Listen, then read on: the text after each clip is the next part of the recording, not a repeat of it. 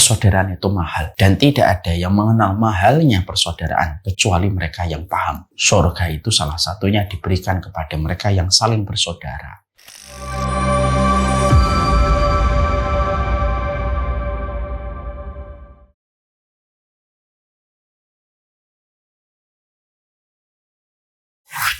Assalamualaikum warahmatullahi wabarakatuh.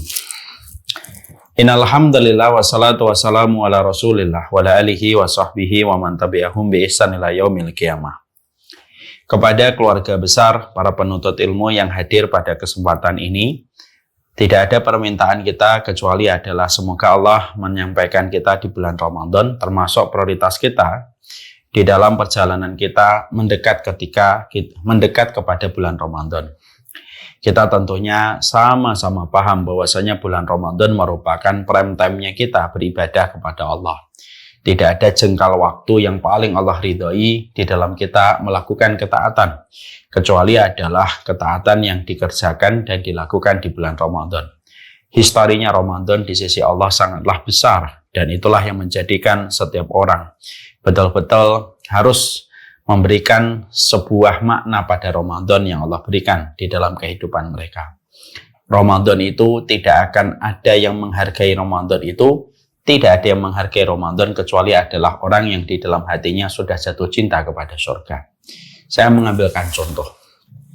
Saya misalkan punya jam antik, ini misalkan jam antik saya. Lalu saya pengen menanamkan tentang masalah value pada satu kehidupan saya dan anak-anak saya. Lalu saya berikan kepada Basam. Basam tawarkan jam ini kepada setiap orang. Maka Basam membawa jam saya ketemu orang di depan pasar. Maka orang di depan pasar menghargai jam itu kepada Basam. Nah, inilah sebanding dengan ketoprak ini. Karena ini jam tua. Lalu Basam pergi lagi. Ketemu tukang loak di dalam pasar. Mungkin tukang loak menghargai ini 10.000 aja ini.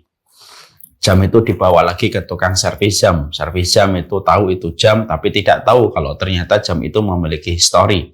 Mungkin tukang jam menghargai 100.000.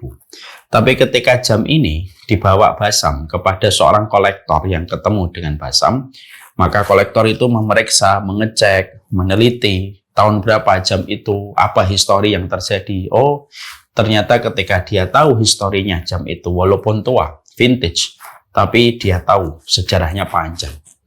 Maka biasanya seorang kolektor bisa menghargai, ini 100 juta pun saya berani beli. Kenapa dia bisa menghargai jam itu? Karena dia tahu value pada jam itu dengan latar belakang yang dia miliki. Sama Ramadan. Ramadan itu, Masya Allah, Ramadan itu berharga bagi yang di dalam hatinya value-nya adalah ke surga. Bagi mereka yang belum memikirkan surga, mungkin Ramadan itu biasa. Ramadan dianggap siklus biasa, Ramadan dianggap menjadi perputaran waktu yang biasa, dianggap sesuatu yang apa adanya lah. Dan ya bagaimana menjalani Ramadan itu biasa-biasa aja. Tapi maaf ya, bagi mereka yang hatinya sudah tertambat dengan surga, dia layaknya kolektor ketika menemukan jam tua. Dihargai betul jam itu dengan harga yang mahal. Sama pula kita dan penghargaan kita di bulan Ramadan tergantung hati kita. Kalau hati kita merindukan surga dan value kita pandangannya sudah ke akhirat, Ramadan ini gede banget, luar biasa gede. Tapi bagi mereka yang tidak memiliki value tentang akhirat, Ramadan itu dianggap biasa. Inilah yang menjadikan kita berharap semoga Allah memberikan kepada kita, hati kita itu value-nya adalah jelas. Kita ini sudah betul-betul rindu dengan kehidupan akhirat, dengan kebaikan yang kita nanti peroleh dan kita dapatkan. Inilah yang menjadikan kita betul-betul bersyukur. Kita betul-betul berharap semoga kita diberikan kesempatan untuk menjumpai Ramadan. Supaya kita disehatkan, supaya kita diberikan oleh Allah afiat sampai Ramadan datang. Kejadian yang tadi menimpa kepada teman Pak Eri, beberapa 2 hari yang lalu meninggal dunia, padahal pada kondisi yang sehat, Masya Allah ya. Beliau sedang berada di gerbang Ramadan. Ramadan tinggal kalau 2 hari yang lalu, Ramadan itu masih sekitar 13 harian. Dan hari ini tinggal 10 harian kurang lebihnya. Ini sebenarnya Masya Allah ya, memang itulah namanya kematian, tidak ada yang menduga.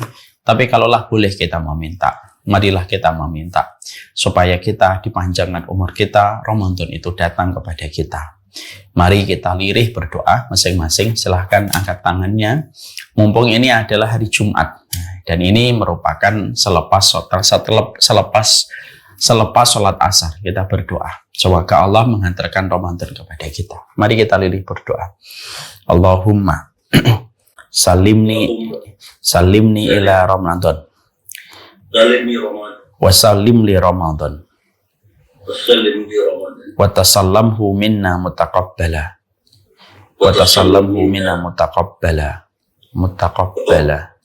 Amin insyaallah. Dengan doa yang tadi kita panjatkan artinya, ya Allah, panjangkanlah umurku sampai di bulan Ramadan. Hantarkanlah Ramadan untuk diriku dan jadikanlah amalku nanti di bulan Ramadan diterima oleh Allah. Semoga kita nanti bisa menghargai Ramadan kita, bukan hanya per hari, tapi kita bisa menghargai Ramadan kita per detik dan per menitnya, supaya memberikan keberkahan di dalam setiap urusan kita. Semoga Allah berkahi, semoga Allah berikan kebaikan pada setiap Ramadan kita. Amin insyaallah. Alhamdulillah, tentunya kita bersyukur bahwasanya nikmat yang Allah berikan kepada kita itu luar biasa banyak. Syukur kita yang terlalu kecil.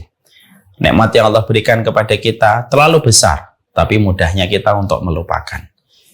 Nikmat yang Allah berikan kepada kita terlalu agung, tapi terlalu kita memikirkan ujian, yang sebenarnya ujian tidak sebanding dengan kenikmatan yang sudah Allah berikan kepada kita. Nah, inilah yang menjadikan kita harus memaksa diri kita untuk bersyukur. Karena siapapun yang dia telah bersyukur, dia telah mencapai sebuah kualitas pada hidupnya, yaitu adalah dia berterima kasih dan menghargai kehidupan yang Allah sudah berikan kepadanya. Wa may yashkuru fa innama yashkuru li nafsi. Allah menyampaikan pada surat Luqman 12, siapapun yang dia bersyukur, sebenarnya dia bersyukur kepada dirinya sendiri dan berterima kasih kepada kehidupannya. Orang yang bersyukur itu feedbacknya, profitnya, dividennya itu tidak kembali kecuali dirinya sendiri.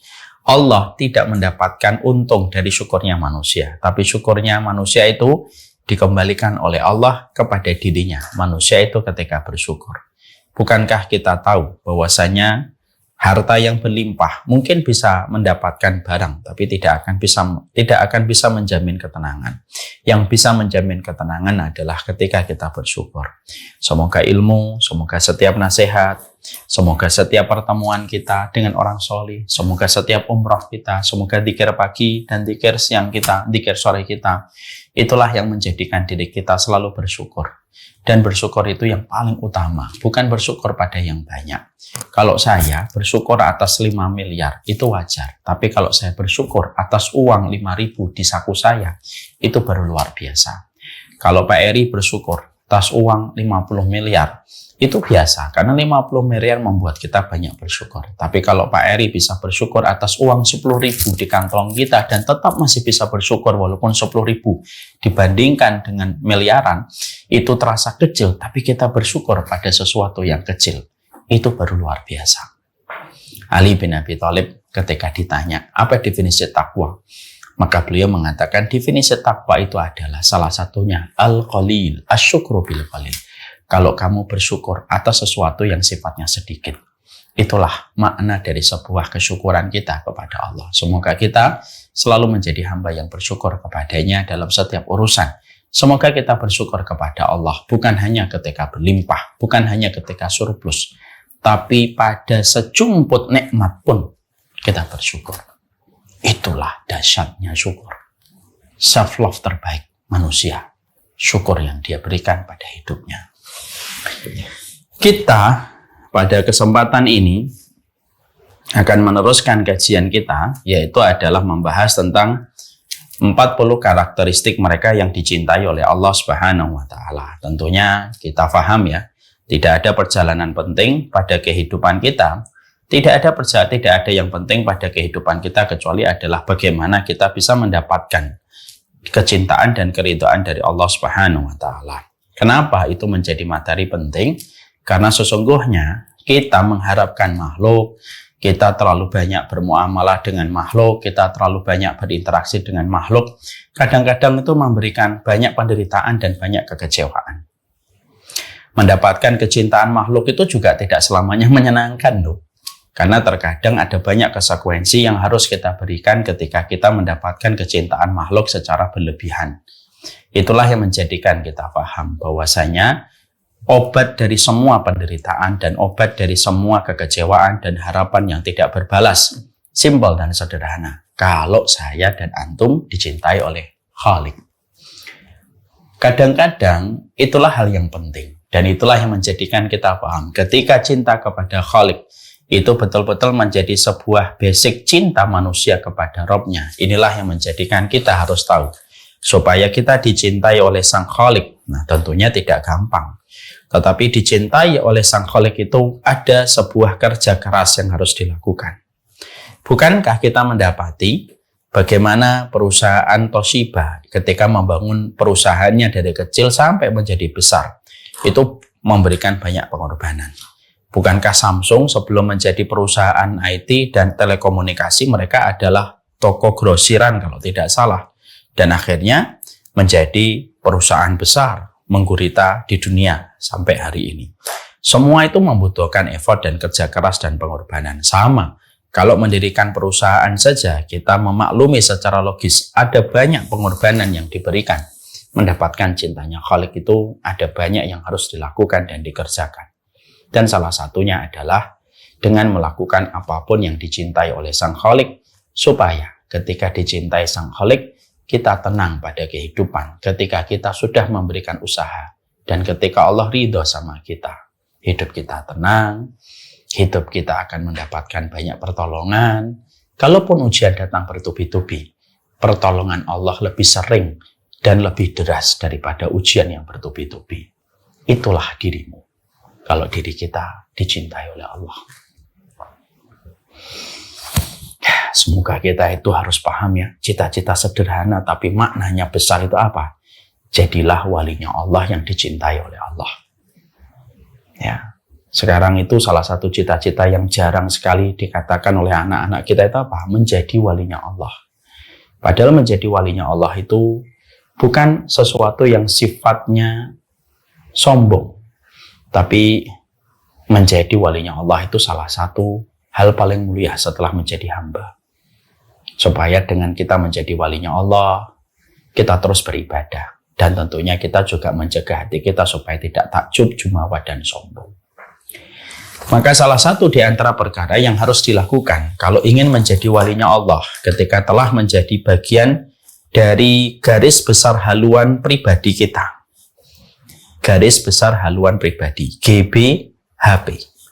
Garis besar haluan pribadi kita ketika kita pengen menjadi walinya Allah itu apa yang harus dilakukan? Salah satunya adalah kita mencintai semata-mata karena Allah.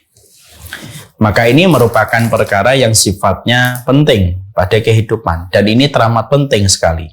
Bahwasanya ketika kita pada kehidupan kita diperintahkan oleh Allah untuk saling mencintai. Allah yang menciptakan kita, Allah pula yang memerintahkan kita supaya kita saling mencintai di antara hamba yang beriman. Jadi kalau ada orang begitu getol dia saling mencintai kepada saudaranya, maka sesungguhnya dia telah paham keinginan dari Sang Khalik yang menciptakan seluruh manusia. Tidak ada Khalik yang memerintahkan kita untuk saling mencintai kecuali adalah Allah. Makanya kita dapatkan setiap syariat yang ada pada agama kita dan setiap syariat sunnah yang diajarkan oleh Nabi kita itu memiliki sebuah tujuan di balik setiap ibadah itu, yaitu adalah bagaimana menjadikan kita bersaudara dan saling mencintai karena Allah. Kenapa bapak dan ibu ketika memasak disuruh memperbanyak kuahnya? Supaya masakan kita tidak menyakiti bau tetangga kita ketika tetangga kita hanya mencium baunya tapi tidak mendapatkan bagian dari apa yang kita masak. Disuruh memperbanyak kuah, berbagi kepada tetangganya. Kenapa sholat kita di dalam shaf ini harus rapat dan harus menempelkan dan harus dalam kondisi tidak membiarkan ada celah supaya tidak dimasuki setan? Betul, itu yang pertama. Salah satunya yang kedua itu apa? Menjadikan kita saling mencintai ketika kita tidak ada perasaan risih untuk saling rapat ketika di dalam sholat. Supaya di luar sholat kita pun bersaudara. Sebagaimana ketika sholat kita pun bersaudara. Kenapa kita disuruh ngomong yang baik? Supaya tidak menyakiti tetanggamu, tidak menyakiti sahabatmu, tidak menyakiti orang. Ketika kamu tidak menyakiti, gampang dicintai. Kenapa ada syariat memberi hadiah? Supaya saling menumbuhkan rasa cinta. Kenapa kita disuruh untuk berbuat baik sama tetangga? Untuk mendapatkan rasa cintanya. Kenapa kita harus memaafkan? Supaya tidak ada permusuhan. Dan itu banyak sekali. Disitulah kita paham. Ternyata syariat yang Allah turunkan kepada kita, kalau kita jeli, mengerti, setiap syariat itu menginginkan kita supaya kita itu bersaudara. Dan itu yang terkadang sering dilalaikan orang. Karena orang itu memahami syariat itu hanya terkesan fikih, tapi dia lupa tujuan disyariatkan pada setiap sunnah yang ada pada kehidupan itu sebenarnya membuat kita saling bersaudara. Ya, makanya tidak ada yang menikmati permusuhan kecuali adalah setan. Dan jangan menjadi setan dalam bentuk manusia. Hanya masalah fikih, kamu bermusuhan. Hanya masalah ijtihad ulama, kamu bertikai. Hanya karena masalah yang sepele, kamu membunuh, kamu mengkafirkan, kamu melakukan kerusakan. Karena bukan itu agama yang diutus pada kehidupan kita. Agama kita adalah agama yang menekankan perbuatan baik untuk saling mencintai. Bukankah kambing ketika disembelih harus dengan cara yang terbaik pada kondisi ihsan? Gimana kondisi ihsan ketika kita menyembelih kambing? Salah satunya, pilihlah pisau yang betul-betul tajam supaya tidak memberikan efek yang panjang ketika dia sakit pada waktu disembelih. Kalaulah sama kambing saja, selembut itu Allah memerintahkan kita, terutama orang beriman. Saya terus terang hari ini bingung ya, kalau ada segelintir orang ketika dia gampang menyesatkan kepada orang yang tidak sama dengan pendapat yang dia pilih. Seakan-akan dia dinobatkan sebagai orang yang mewakili Rasulullah dan sunnah Nabi. Tapi ketika ada orang yang berusaha untuk saling bersaudara dengan saudara-saudaranya yang lain, seakan-akan dia tidak mewakili Rasulullah SAW. Ini kan menjadi sesuatu yang aneh. Padahal Nabi adalah orang yang sangat perhatian terhadap persaudaraan. Pernah terjadi masalah antara Abu Dzar, maka sesungguhnya dengan Bilal bin Abi Rabah, ketika terjadi perselisihan antara Abu Dzar dengan Bilal, pada saat itu Bilal mengajukan sebuah masukan kepada Abu Dzar, di mana Abu Dzar pada saat itu tidak menerima masukan dari Bilal. Lalu pada saat itu Abu Dzar, beliau terpancing emosinya. Usmut anta ya ibna sauda. Diam kamu, anak orang hitam dari budak hitam. Perkataan itu mengagetkan Bilal. Karena sudah lama dia tidak mendengar rasisme dari siapapun. Sampai pada hari itu. Maka Bilal datang kepada Nabi dan menceritakan apa yang dikatakan oleh Abu Dzar. Pada saat itulah Rasulullah marah besar. Lalu mengatakan kepada Abu Dzar, ya Abu Dzarin, inna kamru'un fika jahiliyah. Abu Dzar, sesungguhnya kamu telah memiliki bagian dari perkara jahiliyah. Ketika dia mengucapkan satu kalimat yang bisa menimbulkan pertikaian dan permusuhan dan bisa menimbulkan pertumpahan darah. Rasulullah pernah marah besar kepada Aisyah radhiyallahu anha. Ketika Aisyah terbakar cemburu, lalu dia mengomentari Sofiyah, salah satu istri Rasulullah dari kalangan Yahudi yang masuk Islam. Maka pada saat itu Ibunda Aisyah mengatakan, innaha qasirah ya Rasulullah. Dia itu perempuan pendek ya Rasulullah. Lalu Rasulullah mengatakan, ya Aisyah tuh, lau alimti. Wahai Aisyah, kalau kamu tahu, perkataan kamu dicelupkan kepada samudra. Samudra itu akan menjadi hitam. Samudra itu akan menjadi hitam. Gara-gara ucapanmu ketika kamu mengatakan kepada Sofiyah bahwasanya dia adalah wanita yang pendek. Kenapa Nabi marah begitu besar kepada Aisyah, kepada Abu Dzar? Karena perkara yang bisa mengarah kepada pertikaian dan permusuhan sesama muslim. Rasulullah adalah orang pertama di saf terdepan untuk meminimalisir pertikaian dan permusuhan. Itulah Nabi kita. Makanya sekali lagi membingungkan itu kalau ada orang ketika dia begitu kejam, lesannya begitu tajam kepada orang beriman, dan begitu fasih dia mengatakan sesat gitu ya kepada orang lain, bahkan begitu mudahnya istihad yang dia pilih untuk dipakai merendahkan istihad yang dipilih sama orang lain, ya, yang dipilih sama orang lain pada saat itu, lalu menjadikan dia merendahkan orang itu, Masya Allah. Maka bingung kita, kalau ada orang gampang menyesatkan, lalu dikatakan representasi dari sunnah, maka sunnah manakah yang menyuruh kita untuk saling membenci dan saling memusuhi? Lah itulah yang menjadikan kita membahas tentang, Masya Allah ya, inilah dahsyatnya salah satu di antara anak tangga supaya saya, supaya bapak, supaya ibu dicintai oleh Allah. Bukalah hati kita mencintai orang yang beriman sesuai dengan kemampuan kita. Kalaupun bapak dan ibu mendapatkan 1000 alasan untuk bermusuhan kepada orang yang beriman, nah ini nasihat untuk saya. Paksa dirimu untuk menghadirkan 1001 alasan untuk tetap bersama dan tetap untuk memaafkan. Kalau kamu mendapatkan 1 juta alasan untuk bertikai dengan saudaramu, maka datangkanlah alasan 1 juta 1 alasan untuk tetap bersaudara.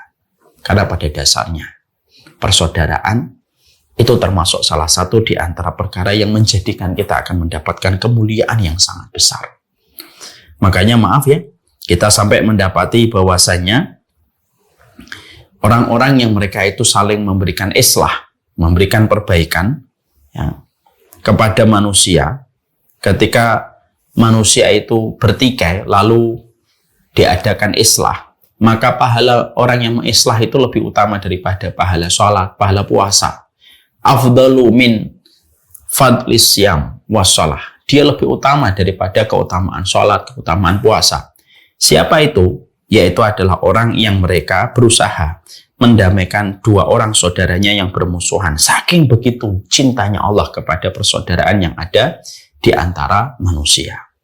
Makanya kita mendapatkan di dalam ayat Allah Subhanahu wa taala surat Ali Imran 103, Allah menyampaikan kepada kita, "Wadhkuru nikmatallahi 'alaikum idz kuntum a'da'an fa'alafa baina qulubikum fa asbahtum bi nikmatihi ikhwana."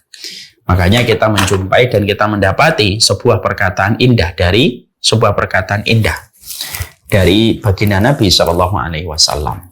Ya, ada sebuah perkataan indah dari Allah, dari Allah dalam surat Ali Imran 103, Allah berfirman kepada kita, "Wadhkuru nikmatallahi 'alaikum idz kuntum a'da'an."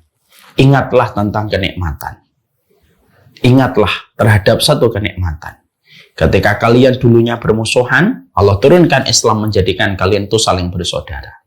Allah menggunakan sebuah pemilihan kalimat, wadhkuru, ingatlah. Karena persaudaraan itu salah satu nikmat yang sering dilupakan. Makanya Allah mengingatkan, wadhkuru ni'matallahi 'alaikum. Ingatlah kenikmatan yang aku berikan kepada kalian yang dulunya kalian itu bermusuhan, lalu Allah lembutkan hati kalian. Fa asbahtum bi ni'matihi ikhwana. Lalu dengan nikmat yang Allah berikan kepada hati kalian, kalian menjadi saudara. Dan Allah menggunakan kata wadhkur. Ingat ya, para ahli tafsir berkata, kalau ada satu ayat, ada satu kondisi dan keadaan, Allah mengatakan pada ayat itu, wadhkuru, ingatlah, maka harus diingat.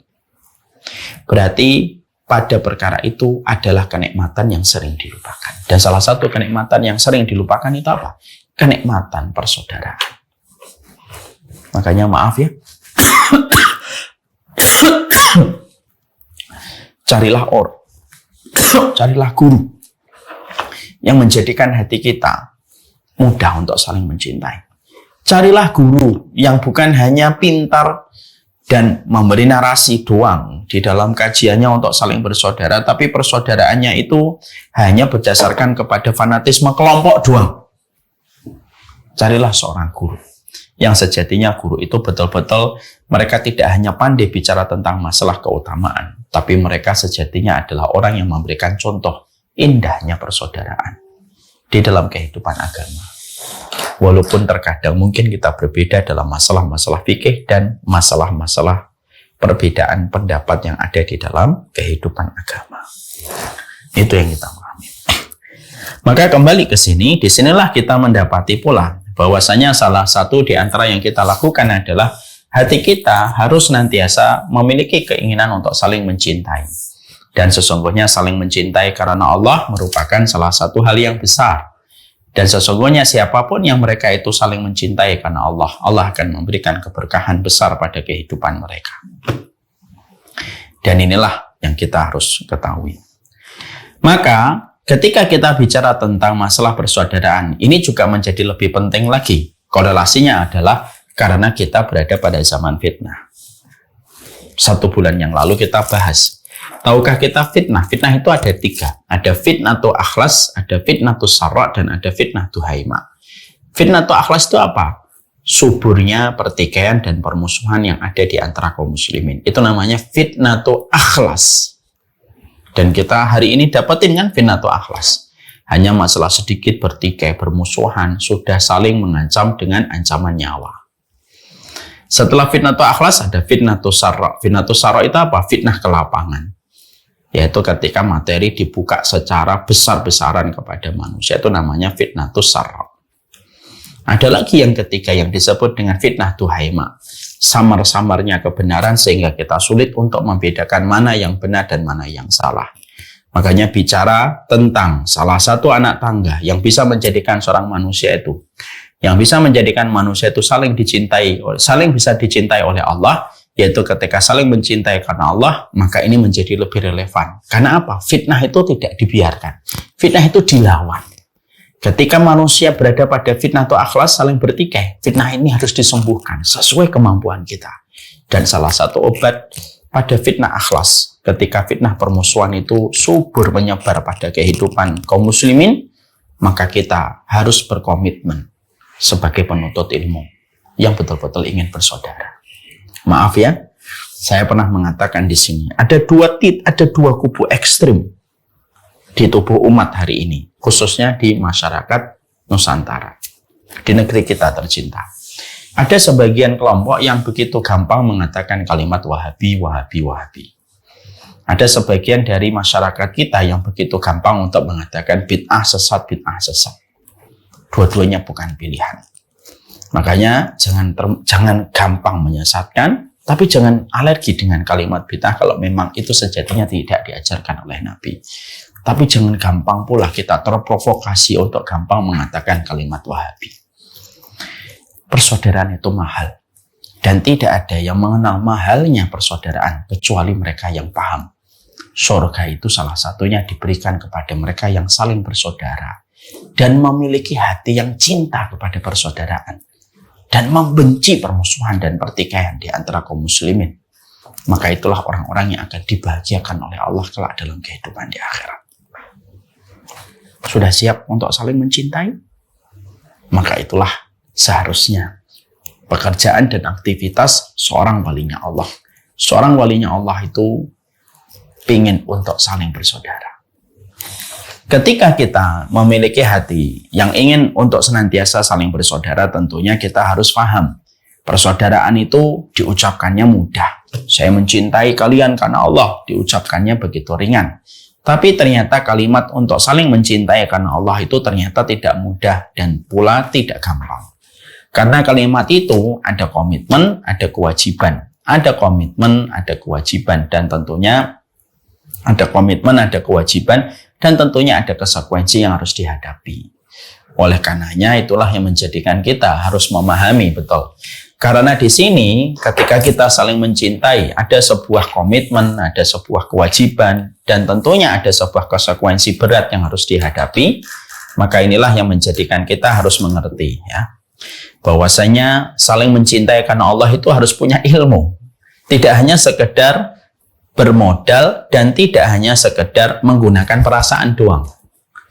Suami mencintai istri harus punya ilmunya. Kalau enggak ya babak belur. Rasa cintanya akan porak-poranda dengan banyak perselisihan, pertengkaran, dan mungkin saling mendolimi. Karena apa? Apapun itu harus dengan ilmu. Kamu mencintai istrimu harus dengan ilmu. Kamu mencintai suamimu harus dengan ilmu. Apapun itu harus dilakukan dengan ilmu.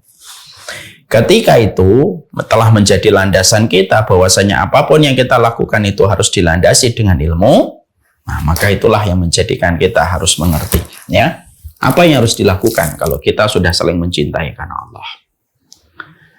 Kita tentunya yang pertama, kemarin sudah kita bahas, saya mengambil resume dari Ibu Nia ya, saya ulang sedikit sebagai reminder.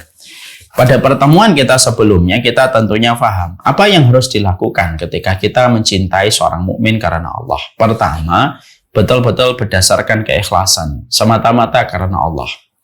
Karena sesungguhnya ada 1000 faktor dan alasan orang itu ingin untuk bersaudara. Bisa jadi karena panjat sosial atau yang disebut pansos. Bisa jadi bersaudara itu ya karena urusan finansial, atau bisa jadi karena kesamaan daerah, mungkin kesamaan faktor mobil dan motor yang dimiliki.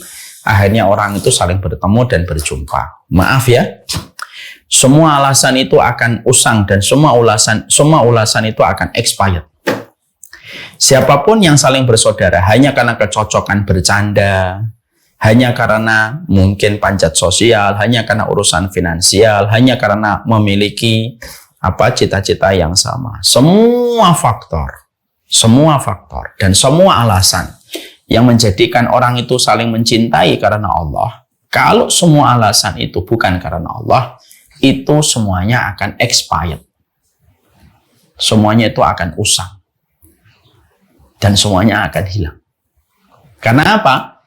Karena semua alasan yang bukan datang dari Allah akan mengalami fitrah. Ya, perputaran waktu. Hilang dengan sendirinya. Itulah fitrah perputaran waktu. Tapi siapapun yang mereka itu mencintai Allah sebata-bata dia mencintai Allah, maka sesungguhnya dialah yang akan mendapatkan kecintaan dari Allah Subhanahu wa taala.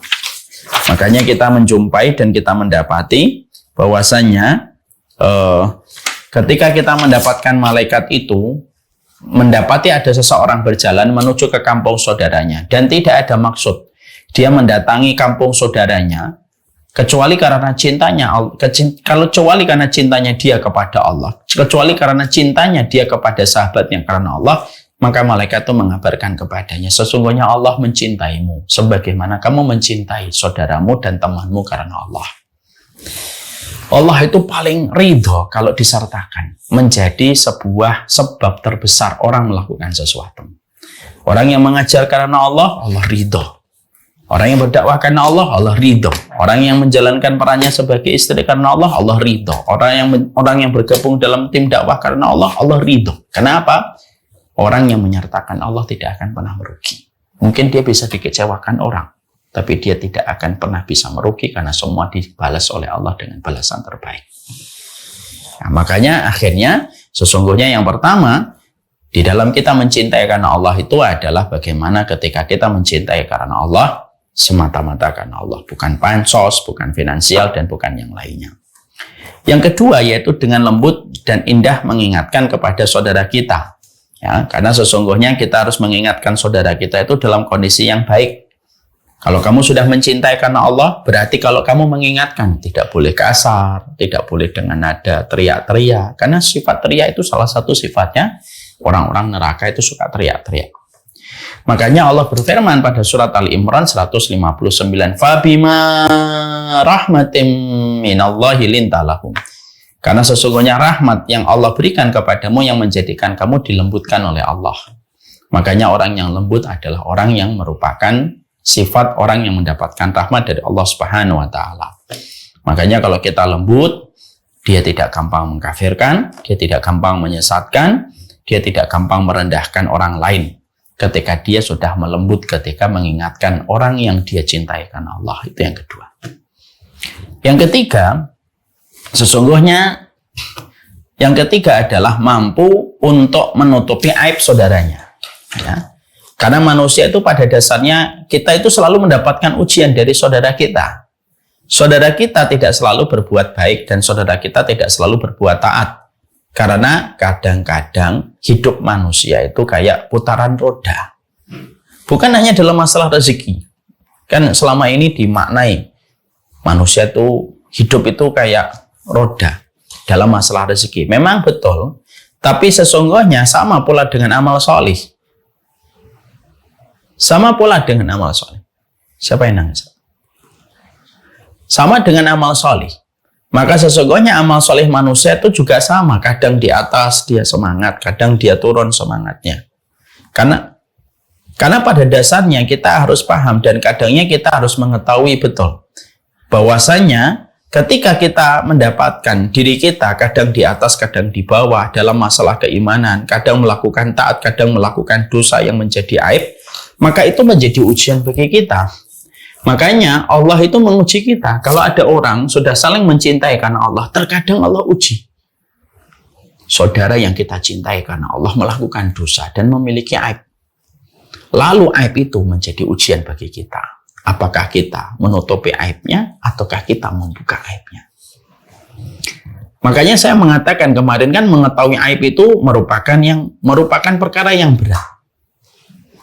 Jadi kalau ada orang mengetahui aib saudaranya itu berat. Saya tuh paling nggak suka kalau tiba-tiba dikasih tahu tentang fulan itu begini. Kenapa? Karena konsekuensinya berat. Karena siapapun yang telah mengetahui aib saudaranya, maka dia akan dilihat oleh Allah. Setiap sisa hidupnya, apakah dia akan bertahan menutupi aib itu, ataukah nanti dia membuka aib itu? Kalau dia membuka aib itu, maka Allah akan buka aibnya nanti. Na'udzubillah min dzalik. Makanya akhirnya salah satu sifat terbaik dari kehidupan itu adalah bagaimana orang kalau sudah saling mencintai. Lalu dalam perjalanannya, akhirnya dia mengetahui tentang aib saudaranya yang telah dia cintai karena Allah. Lalu dia menutupnya. Makanya maaf ya, Allah itu menutup aib. Makanya Allah memiliki salah satu sifat sattar, menutup aib dari hambanya. Nabi pun memiliki sifat untuk menutupi aib saudaranya. Makanya ketika ada kisah seorang pezina yang bernama Ma'is bin Malik disuruh pulang berkali-kali oleh Nabi supaya aibnya tidak tersebar.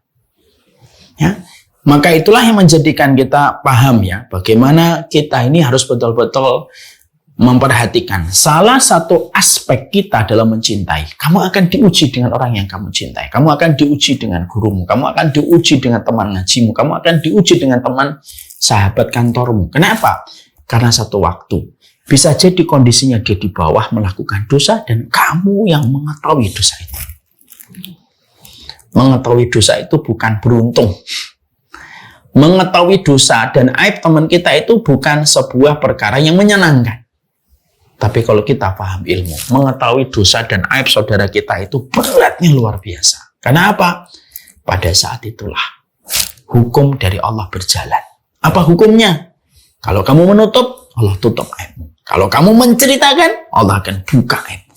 Dan itu perkara berat yang betul-betul harus selalu kita sadari. Makanya saya kan kemarin menyampaikan, janganlah kita itu memiliki sifat yang kurang baik, kepo. Pengen tahu tentang kehidupan orang, pengen tahu tentang apa yang terjadi gitu. Artis keluarganya berpisah. Pengen tahu aja apa sih alasan berpisah. Wah, ini jangan-jangan selingkuh nih. Lagian juga bukan bagian dari duniamu, juga bukan bagian dari akhiratmu. Ya, mengetahui tentang kabar artis ketika mereka berpisah itu kabar dunianya tidak menguntungkan kamu, kabar akhiratnya juga tidak ada. Dan salah satu yang kita ingat loh ya, seburuk-buruk manusia itu kalau sudah disibukkan dalam perkara yang tidak memberikan karunia pada urusan dunia dan tidak memberikan barokah pahala pada urusan akhirat. Itu buruk-buruknya manusia.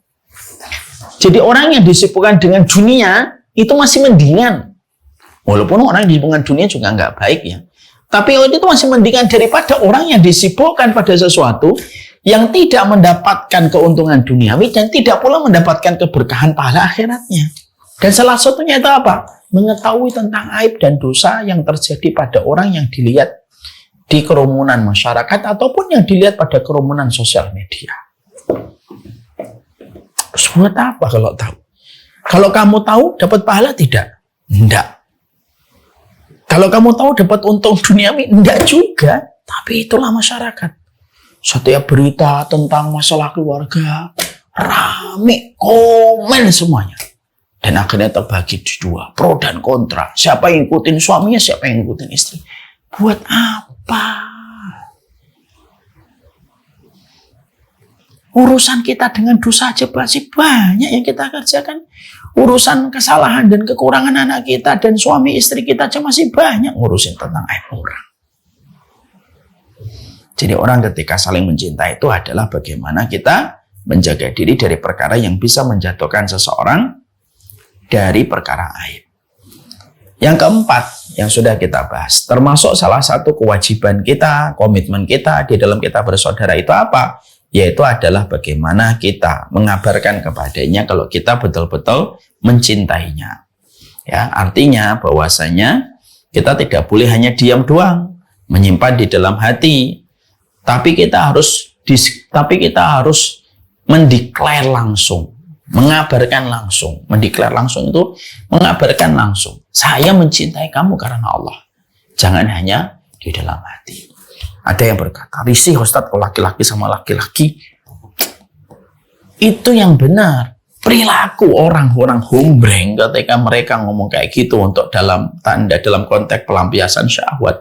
Itu justru menjadikan kita semakin yakin bahwasanya ketika kita bersaudara benar dan kita mengabarkan kita mencintai karena Allah, itu yang benar. Jangan malah, nanti kalau saya ngabarkan kepada teman saya mencintai dia karena Allah, disangkanya saya homo. Loh, kok malah kalah. Kualitasnya dengan orang-orang humbreng yang mereka tidak malu menampakkan kehumbrengannya. Ya. Maka kita harus betul-betul menyampaikan kepadanya bahwasanya kita mencintai dia karena Allah dalam konteks kehidupan akhirat, bukan dalam masalah pelampiasan syahwat dari kaum yang menyimpang. Ya, itu yang kita harus pahami ya. Maka yang berikutnya, termasuk salah satu di antara kita saling mencintai karena Allah Subhanahu wa taala adalah bahwasanya di dalam kita mencintai seseorang itu yang menjadi salah satu faktor kita mencintai dia itu ya karena kesolihan. Bukan berarti kita tidak boleh berkumpul dan berinteraksi kepada mereka yang belum solih. Boleh. Apalagi niat kita untuk berdakwah. Tapi prioritas kita di dalam kita berteman, lalu kita mencintai seseorang. Faktor terpenting ketika mencintai seseorang karena Allah itu faktor kesalihan dan kebaikan akhlaknya. Ittikhadul akhi wazzamili al-mu'min as-salih. Yaitu adalah bagaimana kita memilih kriteria orang yang kita cintai karena Allah itu kriterianya adalah mereka yang betul-betul salih. Lalu berperangi dengan akhlak yang mulia. Ya. Ini menjadikan kita harus memahami betul. Karena apa? Karena banyak kriteria orang saling mencintai tadi. Kriteria dia saling mencintai itu ya karena faktor-faktor yang bermacam-macam dan beragam. Pilih yang paling solih. Makanya maaf ya, kalau kita mencintai karena Allah, yang kelima prioritas kita untuk mencintai karena Allah itu adalah dipilihkan orang yang solih, karena Nabi menyampaikan kepada kita, la tusahib illa mu'minan wa la ya'kul ta'amaka illa taqiyun. Makanya kita mendapati ada salah satu perkataan baginda Nabi Shallallahu Alaihi Wasallam yang indah. La tusahib illa mu'minan. Baginda Nabi itu sudah ngomong kepada kita, jangan berteman kecuali orang-orang yang betul-betul beriman kepada hari akhir. Jangan beriman kecuali kepada orang yang betul-betul dia memiliki keimanan. Lalu kata Rasulullah, wala yakul ta'amaka illa taqiyun. Dan jangan biarkan makananmu kecuali dimakan sama orang-orang yang bertakwa. Karena kita harus paham ya, teman di dalam Islam itu disebutnya sahib, dan sahib itu memiliki kedekatan dengan kata sahib. Sahib dan sahib itu menarik. Kenapa? Harus kita prioritaskan sama orang solih. Karena sesungguhnya orang solih itulah yang bisa mengingatkan kita dengan lembut, memiliki akhlak yang baik, menguatkan kita ketika lagi jatuh, dan menutupi aib kita ketika kita punya kesalahan. Kalau kita bertemannya bukan sama orang yang solih, kerugian demi penyesalan akan kita peroleh dan kita dapatkan. Maka inilah yang menjadikan akhirnya kita memahami betul di dalam surat Al-Furqan 27, 28, 29. Mari kita baca. Allah mengabarkan kepada kita tentang sebuah peristiwa demi peristiwa yang kilasnya itu akan terjadi pada waktu hari kiamat, pada waktu hari akhir. Yang pertama, penyesalan manusia itu yang paling besar, yaitu adalah wa yauma ya'uddu dzalimu 'ala yadihi qala ya laitani takhadtu ma'ar rasuli sabila. Penyesalan manusia yang paling besar itu adalah nyesel. Kenapa dulunya hidup tidak ngikutin Nabi untuk menjadi sumber petunjuk dan sunnah dalam kehidupan. Itu yang pertama. Ya wailata laitani lam attakhid fulanan khalila. Yang kedua penyesalannya itu apa? Ya Allah, coba aja kalau saya tidak berteman sama dia. Jadi termasuk salah satu penyesalan manusia di dalam jurang neraka itu apa? Ya Allah, ini gara-gara saya ngikutin dia, ngikutin fulan ini, ngikutin ini. Entah itu di sosial media kah? Entah karena kita melihat, entah kita berkumpul. Saya ngikutin dia, ya Allah. Ya wailata laitani lam attakhid fulanan khalila. Coba saya tidak berteman sama mereka. Coba saya tidak menjadi followernya mereka. Kenapa kok sampai disebutkan setelah penyesalan terbesar manusia tidak ngikutin Rasul? Karena sebagian besar penduduk neraka itu karena ikut-ikutan. Jadi sebagian besar penduduk neraka itu ya karena ikut-ikutan. Makanya orang itu kalau punya ilmu tidak mudah untuk menjadi follower karena dia tidak akan mudah untuk ikut-ikutan. Ya wailata laitani lam attakhid fulanan khalila. Laqad adallani an dzikri ba'da idja'ani. Dan sesungguhnya mereka menyesatkan aku dari peringatan, dari kebenaran. Aku sudah tahu itu yang benar. Tapi mereka datang membuat narasi, membuat video, membuat sebuah kata-kata, membuat sebuah quote yang akhirnya kebenaran itu aku ragukan. Pada idjani, padahal kebenaran sudah datang kepada diriku. Artinya, Nabi sudah memberikan kabar, karena Nabi tahu bahwasanya sebagian besar penduduk neraka terjerumus kepada jurang neraka itu disebabkan karena pengaruh teman, maka Nabi lalu bersabda, La tusahib illa mu'minan, wa la ya'kul ta'amaka illa taqiyun. Jangan kamu itu berteman kecuali orang yang beriman, dan janganlah biarkan makananmu dimakan kecuali orang yang bertakwa. Karena pasti kalau kita berteman sama orang soleh itu ya memang akan mendatangkan keuntungan. Dalam tanda petik. Ya. Makanya kita mendapatkan, contohnya adalah ketika kita mendapatkan Abdullah bin Ruwahah, itu sahabatnya Abu Darda. Ketika Abdullah bin Ruwahah, sahabatnya Abu Darda, Abdullah bin Ruwahah itu sahabatnya Abu Darda, maka ternyata yang pertama kali masuk Islam itu Abdullah bin Ruwahah. Ketika dia masuk Islam, tidak ada yang dia inginkan kecuali satu, mengislamkan Abu Darda. Itu namanya berteman sama orang solih. Tentunya dengan akhlak yang baik, kemuliaan sikap dan akhlak yang dia miliki. Itulah perkara yang sejatinya harus selalu kita mengerti dan harus kita pahami dengan benar. Ya. Maka inilah yang menjadikan kita berteman itu betul-betul sama orang soleh. Mungkin pertanyaan berikutnya, emang kita nggak boleh Ustaz berteman sama orang yang bukan soleh? Boleh, dengan sebuah catatan, kata para ulama. Kamu menjadi hidayah bagi mereka. Berkumpul sama mereka yang masih berdosa. Berkumpul sama mereka yang masih melakukan maksiat. Bukan dalam kapasitas kamu terseret dengan kebiasaan, aktivitasnya. Tapi ketika kamu bergumul dengan mereka dengan sebuah niatan mulia, kamu ingin menjadi pintu hidayah bagi mereka dengan sikap kamu membersamai mereka setiap waktu. Maka ini yang menjadi sebuah konsekuensi. Jadi salah satu konsekuensi, salah satu komitmen ketika kita saling mencintai karena Allah itu apa? Pilihlah mereka yang soleh lagi berakhlak. Dan ketika kita berteman sama orang soleh, bersabar. Karena apa? Karena berteman sama orang soleh itu, kalau kita tidak sabar, ya kita tidak akan kuat. Karena kebiasaan kita dengan kebiasaan mereka beda. Cara pandangnya kita dengan cara pandangnya mereka juga berbeda. Maka, ketika kita bersama dengan orang soleh, maka pastikan kita itu harus memiliki sebuah kesabaran.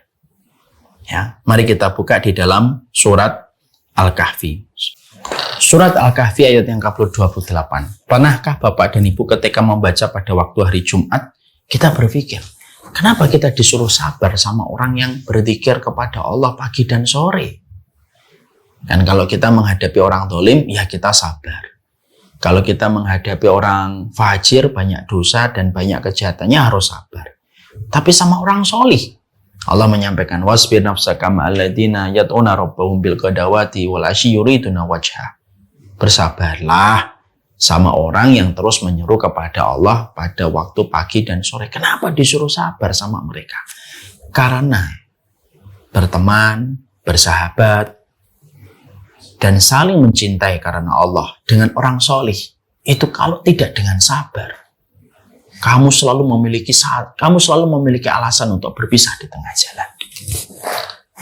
Kamu selalu memiliki alasan berpisah di tengah jalan. Dan itulah yang kita harus mengerti.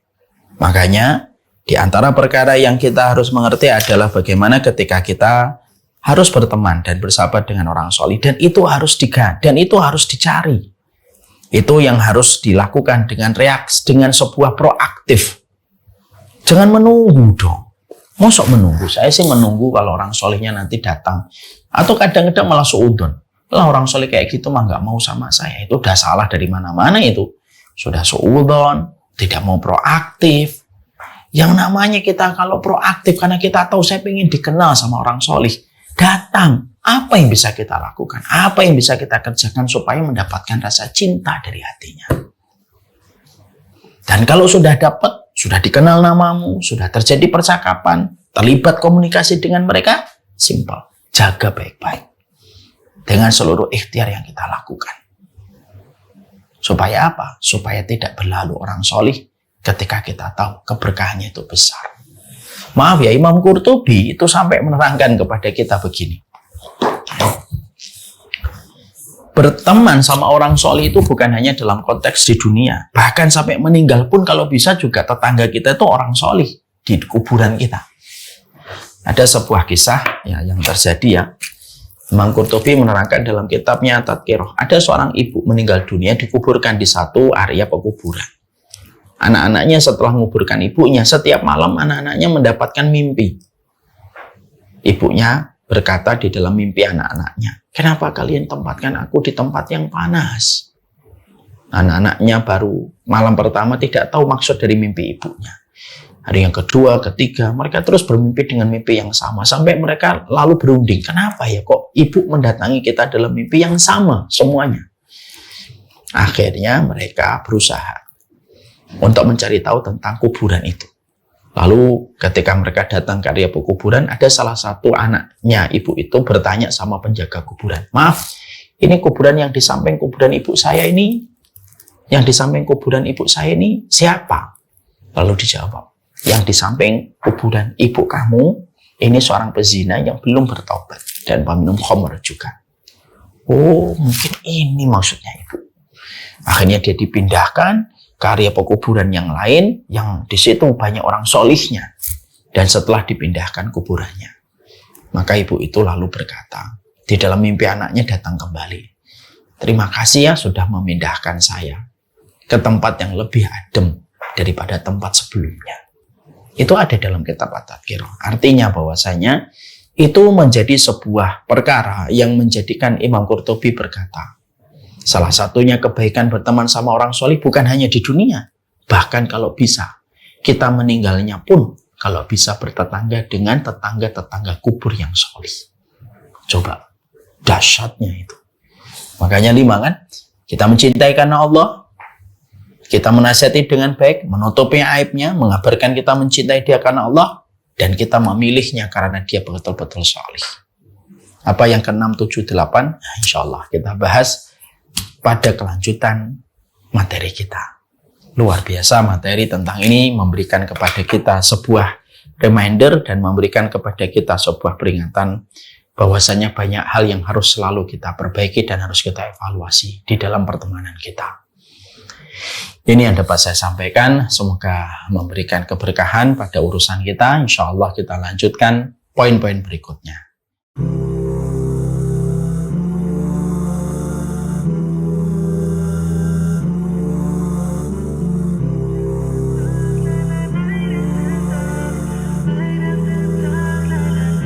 You feel it in your heart. His love for you is unconditional. You knew it from the start. He's the one. This feeling is incredible. Oh yeah, yeah. Here's one thing I want you to know. Turn around, you just have to go. Don't give up, knowing you will grow. Life's a test and he will show you that there is light after dawn. Hey, yeah, you that there is light after dawn. Hey, yeah, light after dark, la la, light after dark, light after dark, la la, light after dark, light after dark, la la, light after dark, light after dark, la la, light after dark. Oh, when I make a wish, I know you hear me loud and clearly. Oh, Allah, when I make a wish, I know you hear me loud and clearly. Oh, oh, oh, oh, oh, oh, oh, oh, oh, oh, oh, oh, oh, oh.